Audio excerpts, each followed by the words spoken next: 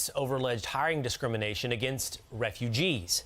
Elon Musk defending his company, quote, SpaceX was told repeatedly that hiring anyone who was not a permanent resident of the United States would violate international arms trafficking law, which would be a criminal offense. This is yet another case of the weaponization of the DOJ for political purposes.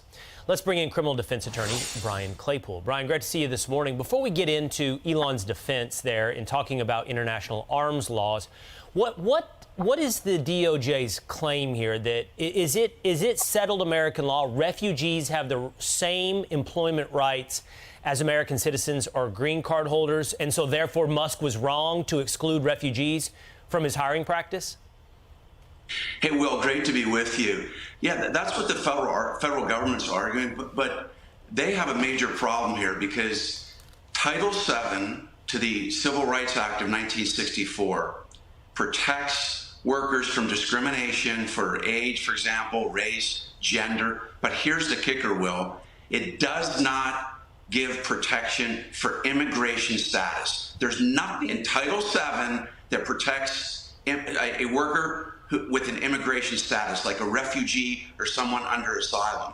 So Elon Musk needs to change his legal strategy. His legal strategy should be that the DOJ, through Biden, is trying to legislate a new law. They're trying to expand Title VII to now cover somebody who has an immigration status issue. And that's just deplorable because Elon Musk has every right to hire who he wants. Yeah, it's a great point, Brian. I think that is point. So here's what the DOJ says. They're saying SpaceX failed to fairly consider or hire asylees or refugees because of their citizenship status and imposed what amounted to a ban on their hire regardless of their qualification in violation of federal law.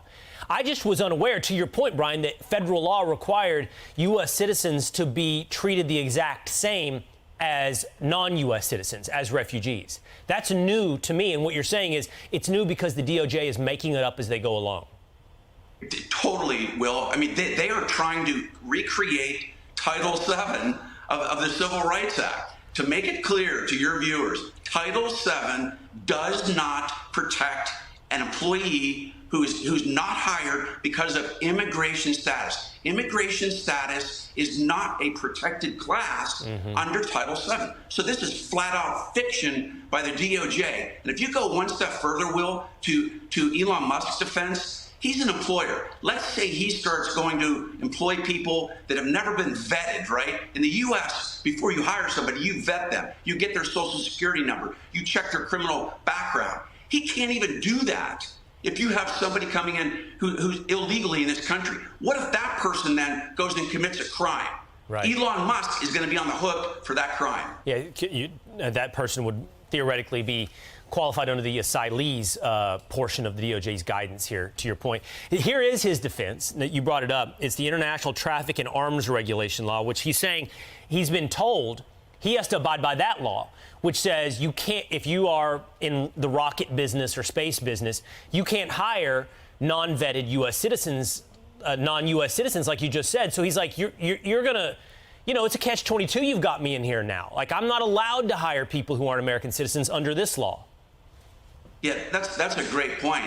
And think about the nature of his business, right? That's what he's talking about. He's protected by that federal law as well. And it only makes sense, right? Do you want somebody who's unfit, who you can't properly vet? That's the key here, Will, vetting. And that's what Elon Musk is focusing on. I represent the mother of Kayla Hamilton. Remember that 20-year-old girl that was horribly raped and murdered by an immigrant that came across the border, who wasn't vetted, came in here illegally, and murders her. So we can't be having the government now force a free market enterprise like SpaceX to now have to start hiring people that A, haven't stood in line like everybody else. What about that issue?